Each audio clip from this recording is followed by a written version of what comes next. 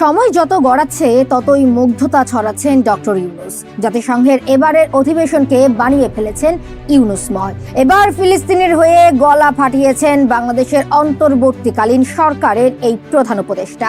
বাংলা ভাষায় দেয়া সেই ভাষণে তাক লাগিয়ে দিয়েছেন বিশ্বের তাবর তাবর সব নেতাকে। সেই সাথে দেখিয়ে দিয়েছেন ফিলিস্তিনের জনগণের উপর চলমান নৃশংসতা বন্ধে বেশ কিছু সমাধানের উপায়ও। ফিলিস্তিন ইস্যুতে সেই ভাষণে কি বলেছেন ডক্টর ইউনূস, তার চোখে ফিলিস্তিন সংকটের সমাধানই বা কি, বিস্তারিত থাকছে বাজ নিউজের প্রতিবেদনে। চলমান জাতিসংঘ অধিবেশনে নির্ভীক এক ইউনূসকে দেখেছেন পুরো বিশ্ব। অধিবেশনে যোগ দিয়েই বাংলায় ভাষণ দিতে দেখা যায় প্রধান এই উপদেষ্টাকে। বাংলাদেশ বিশ্বাস করে যে এই সম্মেলনের অর্জন বৈশ্বিক সমৃদ্ধি অর্জনের জন্য আমাদের সবার অভিপ্রায় ও সহযোগিতা কাঠামো প্রণয়নে দিক নির্দেশক হিসেবে কাজ করবে। সেই ভাষণে বেশ কিছু গুরুত্বপূর্ণ ইস্যুর মধ্যে সবচেয়ে আলোচনার জন্ম দিয়েছে ডক্টর ইউনূসের ফিলিস্তিন ইস্যুতে নেওয়া স্টেপ ও সংকট সমাধানে তার দেখানো পথ। বহুমুখী সংকটে জর্জরিত বর্তমান বিশ্বে বিশ্ববাসীর উদ্বেগ এবং নিন্দা সত্ত্বেও গাজায় গণহত্যা থামছে না।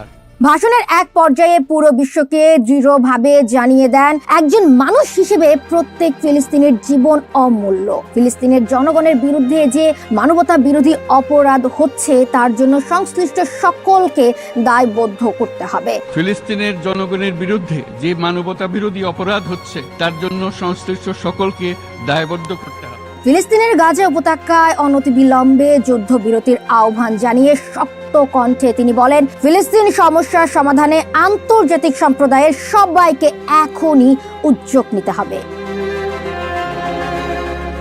শুধু নিন্দা জানিয়ে এই সংকটের সমাধান সম্ভব নয়, সেটাও বিশ্ব শক্তিকে স্মরণ করিয়ে দিয়েছেন ডক্টর ইউনূস। তিনি বলেন, বিশ্ববাসীর উদ্বেগ এবং নিন্দা সত্ত্বেও গাজায় গণহত্যা থামছে না। ফিলিস্তিনের এই বাস্তবতা কেবল আরব কিংবা মুসলমানদের জন্যই উদ্বেগজনক নয়, বরং তা সমগ্র মানব জাতির জন্যই উদ্বেগের। ভাষণে নারী ও শিশুদের বিষয়টিও তুলে ধরেছেন ইউনূস। রাষ্ট্র হিসেবে বাংলাদেশের অবস্থান তুলে ধরে তিনি বলেন, ফিলিস্তিনের জনগণের চলমান নৃশংসতা, বিশেষ করে নারী এবং শিশুদের সাথে প্রতিনিয়ত যে নিষ্ঠুরতা বিশ্ব দেখছে, তা থেকে নিস্তারের জন্য বাংলাদেশ অনতিবিলম্বে সম্পূর্ণ যুদ্ধবিরতির আহ্বান জানাচ্ছে। যুক্তরাষ্ট্র সহ বেশ কিছু দেশ সরব হলেও যুদ্ধবিরতি কি এই সংকটের একমাত্র সমাধান? ডক্টর ইউনূস কিন্তু সেটা মনে করেন না। তাহলে সমাধান কি, সেটাও জানিয়েছেন নোবেল বিজয়ী এই ব্যক্তিত্ব।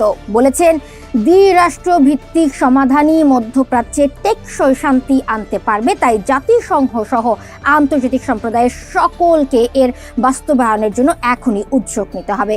এই সমস্যা যে শুধু ফিলিস্তিনেরই নয়, সেটাও চোখে আঙুল দিয়ে দেখিয়ে দিয়েছেন ডক্টর ইউনূস। জানিয়েছেন, গত 2.5 বছর ধরে ইউক্রেনে চলমান যুদ্ধে বহু মানুষ প্রাণ হারিয়েছে।